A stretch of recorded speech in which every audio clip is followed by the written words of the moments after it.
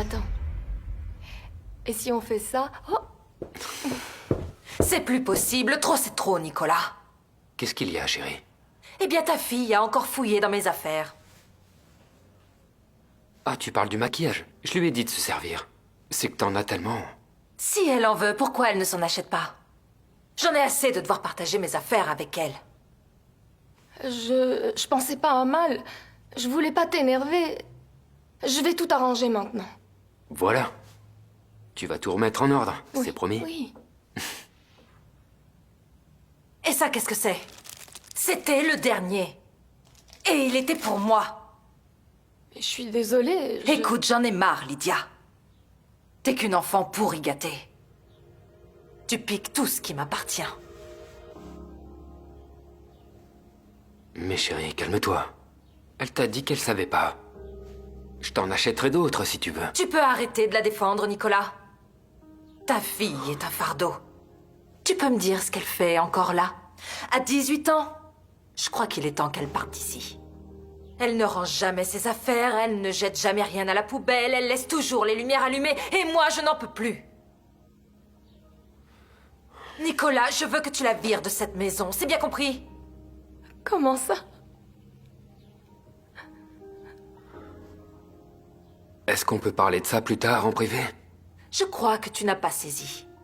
Elle s'en va d'ici, ou je m'en vais moi? Enfin, c'est ma fille. Je ne le répéterai pas encore une fois.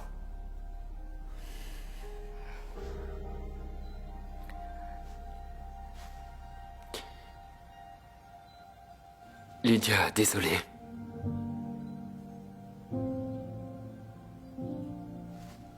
Donc tu vas me jeter à la rue?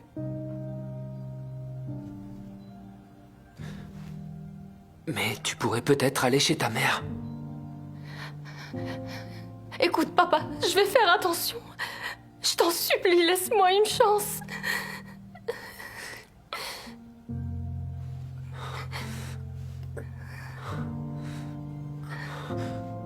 Tu seras bien chez ta mère.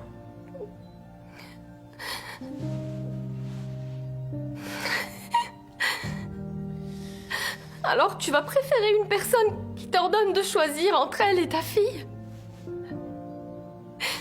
La personne qu'on aime, on fait tout pour la combler d'amour. Et en aucun cas le contraire.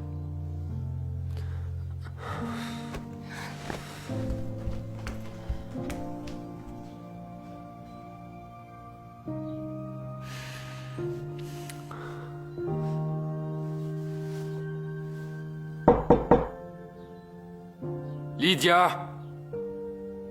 Lydia, ouvre-moi! Je veux juste savoir comment tu vas.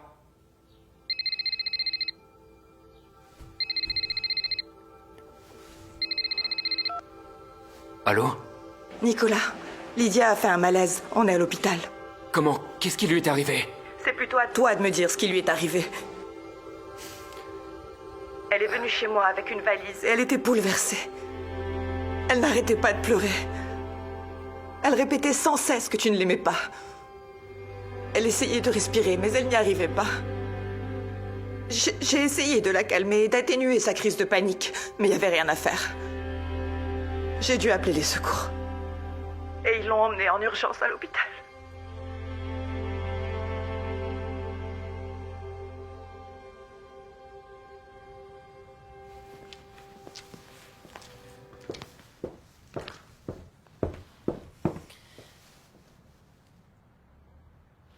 Salut, Jessica. Enfin, tu es venue récupérer tes affaires. Je ne peux pas dire que ce soit une grande perte. En fait, tout ça, c'est à toi, Jessica. Quoi? Comment ça? Je ne comprends pas. Tu vois, j'ai compris quelque chose de très important il y a pas longtemps. Depuis que Lydia est partie, tout est source de conflit avec toi. Tu m'interdis de voir mes amis, ou bien d'aller au sport.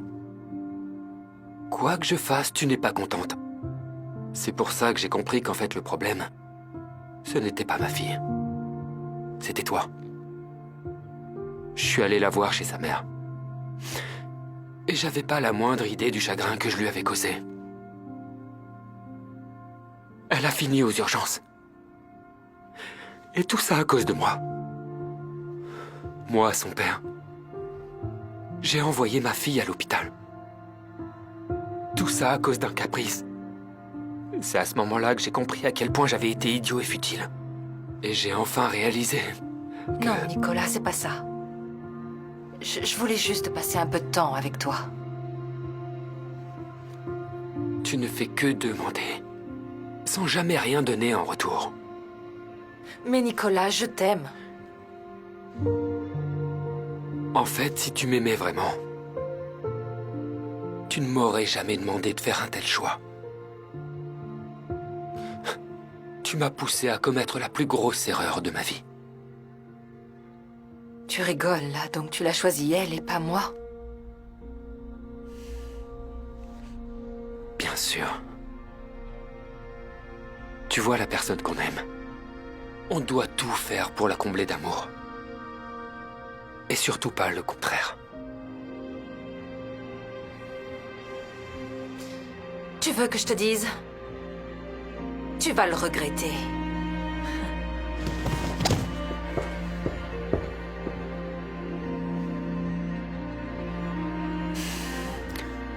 Lydia, j'ai mis du temps à comprendre mon erreur.